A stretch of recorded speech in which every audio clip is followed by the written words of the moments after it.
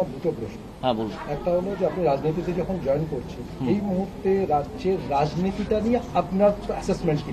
এই মুহূর্তে রাজ্যের রাজনীতিতে তৃণমূল বলে যে দলটি আছে সেটা সম্পূর্ণ একটি দুষ্কৃতীদের দল। এটাকে কোনো পলিটিক্যাল পার্টি বলে আমি মনে করি না। এটা একটা যাত্রা পার্টি, পলিটিক্যাল পার্টি নয়। যাত্রা পার্টি যেমন বিবেক থাকে, তাদের তেমন বিবেক আছে। একটা যাত্রা, আমি পলিটিক্যাল পার্টি বলে তৃণমূলকে মনেই করি না। তৃণমূল একটা যাত্রা পার্টি। তাদের যাত্রাপালার নাম হচ্ছে মা মাটি মানুষ। তাদের এদের যেমন বিবেক বলে একটা চরিত্র থাকে প্রতিটা যাত্রায়, তাদের আছে। কেউ কেউ হঠাৎ বিবেকবান হয়ে ওঠেন। সেখানে যেমন ছোট লোকের চরিত্র থাকে, মধুমতালের চরিত্র থাকে, এরকম সব অনেক কিছু আছে সেই দলে। আছেই তো, দুর্নীতিগ্রস্তই তো দল। দলটি সম্পূর্ণ দুর্নীতিগ্রস্ত দিয়ে তৈরি। আর কিছু লোক যারা ভালো লোক আছেন, কিছু লোক নিশ্চয়ই ভালো লোক আছেন, যারা কিছু না বুঝে সেখানে ঢুকে পড়েছিলেন আর বেরোতে পারছেন না। কালকে এরকম একজন পণ্ডিত মানুষের সঙ্গে আমার কথা হয়েছে। তিনি আমাকে বললেন যে ভাই, আমি তো বুঝতেই পারিনি যে এরা এত দুর্নীতিগ্রস্ত। তিনি প্রচুর অভিযোগ করলেন এবং তথ্য দিয়ে অভিযোগ করলেন বর্তমানের একজন মন্ত্রীর বিরুদ্ধে।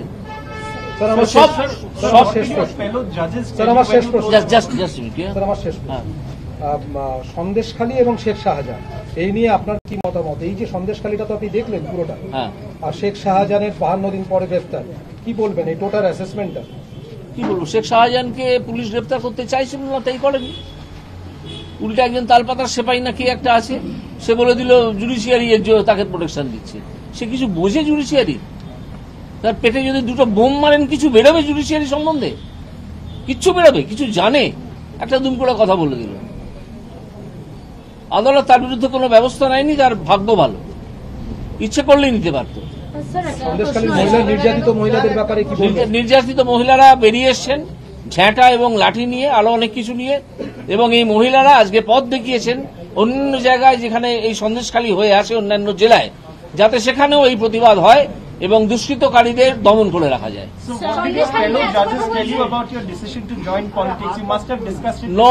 No, I have not discussed it with anybody.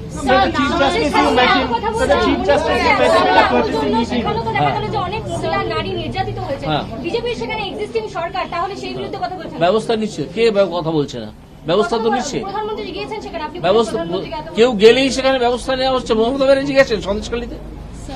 আপনি বলুন তো কবার গেছে মমতা ব্যানার্জি সন্দেশখালীতে? সেখানকার যিনি এমপি, এক ভদ্র মহিলা, তিনি গেছেন কোনোদিন? এসব প্রশ্ন করছেন কেন? কেউ কোথাও যাওয়া না যাওয়া নিয়ে প্রশাসন বা পুলিশের কাজ হয় না। আপনি কিছুক্ষণ আগে বললেন যে বিজেপি যদি রাজনৈতিক আপনাকে ক্যান্ডিডেট করে, এই মুহূর্তে আপনাকে পশ্চিমবাংলার রাজনীতিতে লোকসভা নির্বাচনে সব থেকে ইজিয়েস্ট এবং সব থেকে টাফেস্ট প্রতিপক্ষ কাকে ভাবছেন? কাউকে ভাবছি না। আর যদি দাঁড়াই তখন ভাবনা শুরু করবো। Sir, now that you are in BJP, how do you think BJP is going to perform in Lok Sabha? কত সিট পেতে পারে? না, আমি এইসব নিয়ে প্রেডিক্ট করবো না।